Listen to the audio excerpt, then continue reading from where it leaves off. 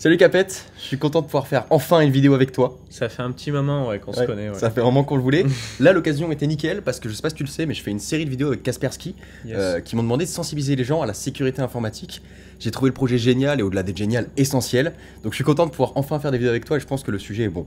Je pense que le sujet est bon. Bah d'ailleurs quand tu m'en as parlé ça m'a intéressé direct parce que les gens vont probablement découvrir mon personnage sur internet au travers de cette vidéo.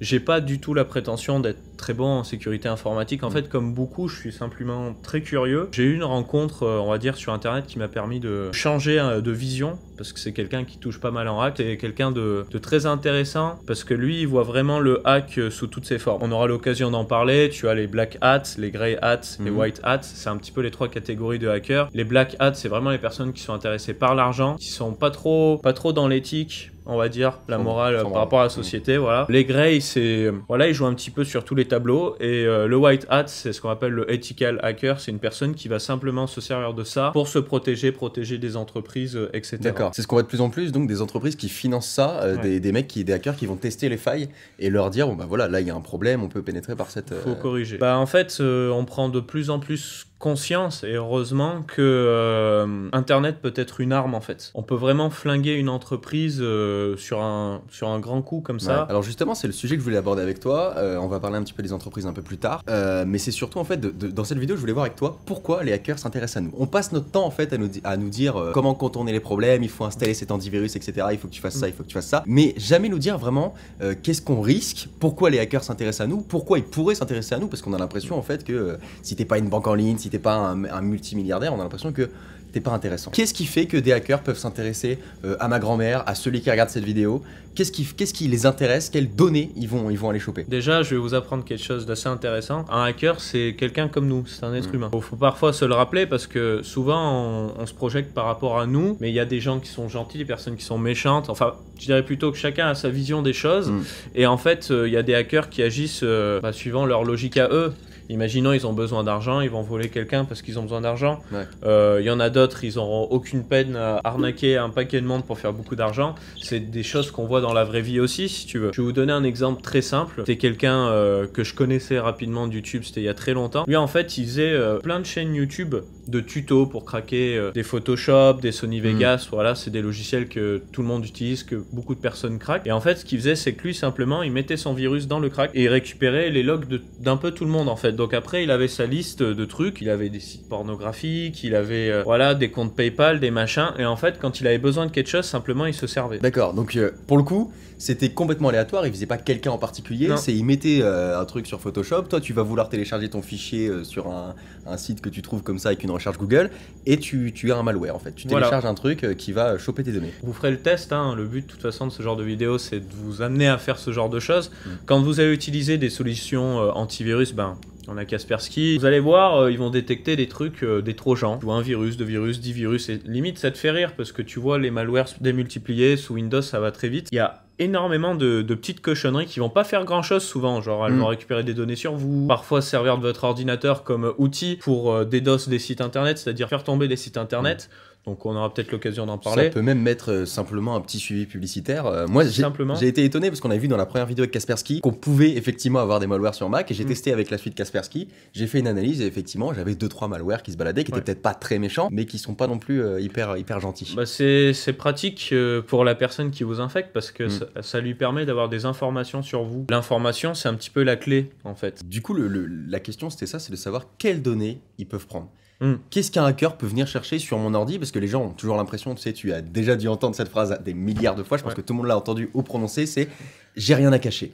Mais est-ce que les gens ont des choses à montrer? En fait, le problème, c'est que souvent, surtout notre génération, donc ça c'est un autre débat, on est très court-termiste dans notre façon de penser. C'est vrai. Par exemple, on envoie des nudes, on reçoit des nudes, machin, mais on se dit pas quand j'aurai des enfants, quand j'aurai trucs. Déjà, la première question, c'est est-ce que toute votre vie, vous serez, comme vous dites, des randoms? On sait pas, hein, on peut avoir une rencontre dans notre vie, un business, quelque chose qui fait que on monte dans la pyramide, on va dire. Et qui fait qu'on devient une cible intéressante. On devient une cible intéressante, on peut peut parler par exemple de notre collègue Monsieur le V12 sur YouTube qui a eu une sale affaire. Lui, il s'envoyait des photos, des vidéos coquines, avec sa copine.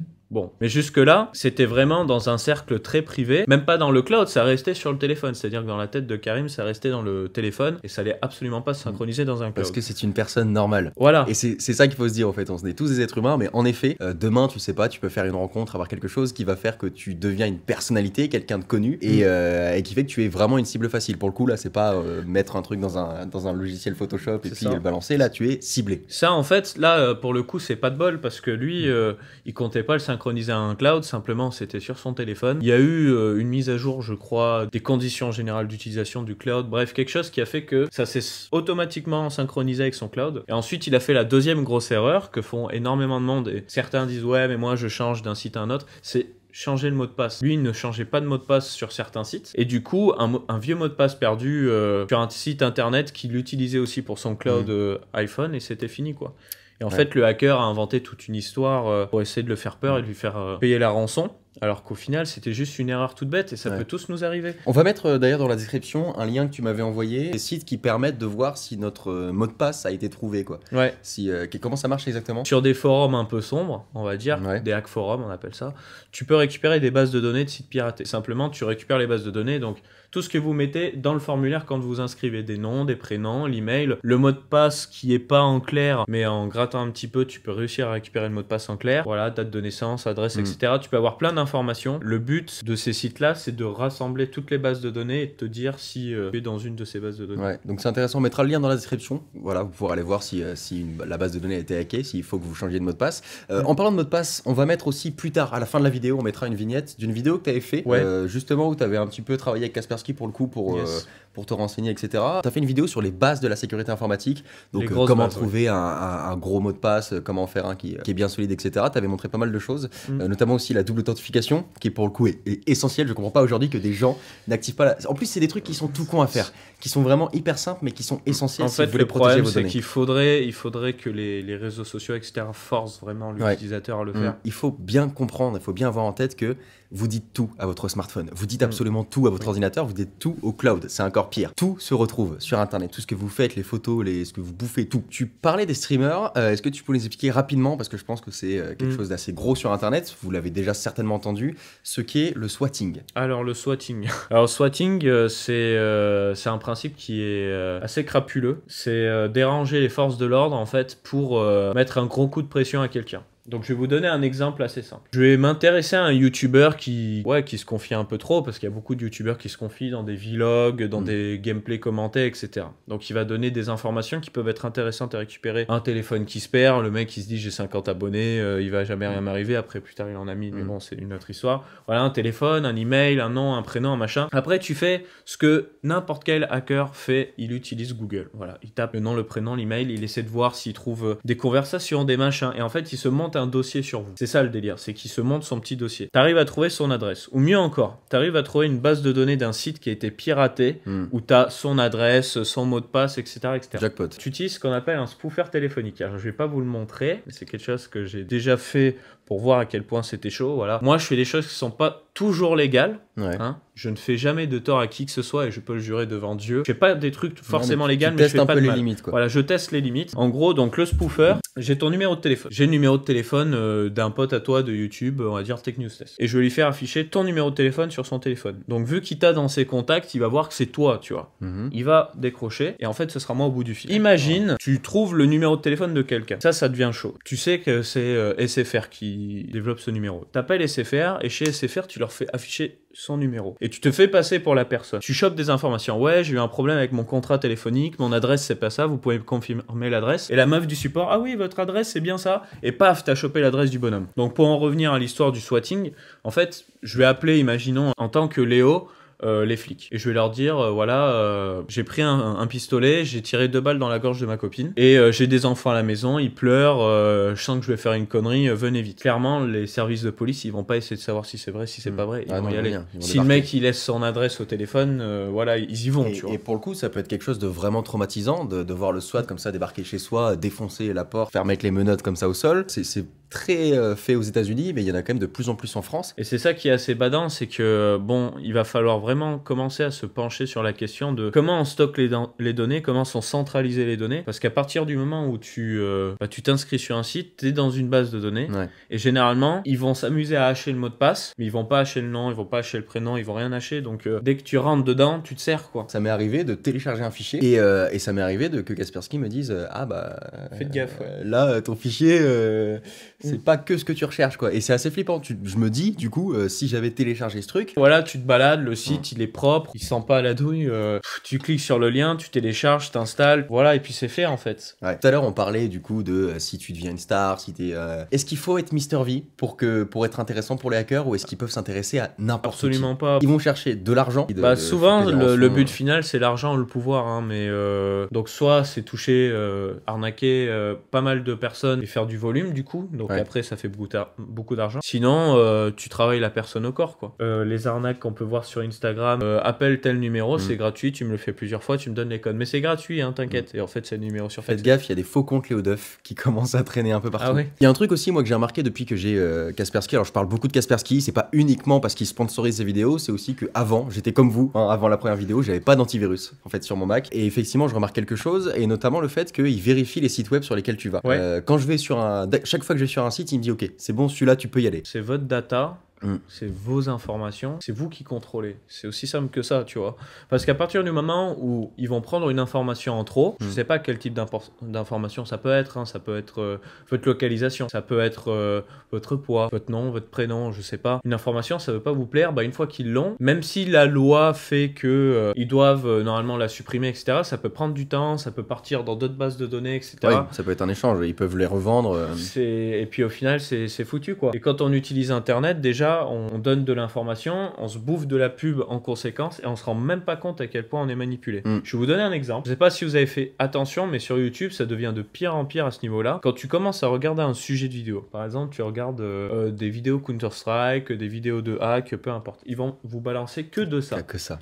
C'est bien parce que c'est le centre d'intérêt que vous avez, mais le truc, c'est que vous êtes fermé dans une bulle. Et Facebook, c'est pareil, vous êtes fermé dans une bulle où en fait, vous vous bouffez que le même type d'information. Vous n'avez plus aucune ouverture d'esprit. Un peu comme Amazon qui, quand tu as acheté un aspirateur, te propose que des aspirateurs derrière. Tiens, achète-en 5 autres. Bon, je pense qu'on a un peu fait peur aux gens dans cette vidéo. J'espère que vous n'avez pas encore jeté votre ordinateur par la fenêtre. Ce qu'on veut vraiment vous dire, c'est pas que la technologie c'est dangereux, c'est qu'il faut avoir conscience de ces dangers, de ce qui peut se passer en fait sur Internet. Il peut se passer plein de choses. Voyez sur le long terme, essayez de protéger vos données, surtout que vous en avez des sensibles. Tout le monde partage énormément de données. Regardez sur le cloud, ça peut être sur Facebook, ça peut être sur Messenger, ça peut être sur vos messages, ça peut être partout. Vous avez des données hyper sensibles sur les sites internet, etc. Protégez-les. On va mettre la vidéo à la fin de Capet qui vous explique les bases de l'informatique, comment avoir la double authentification, un mot de passe solide, etc. Donc voilà, c'est vraiment pas le but de vous faire peur de la technologie, mais que vous le sachiez au moins ce qui peut se passer, quoi. Je terminerai sur une petite phrase. Pour vivre heureux, il faut vivre caché.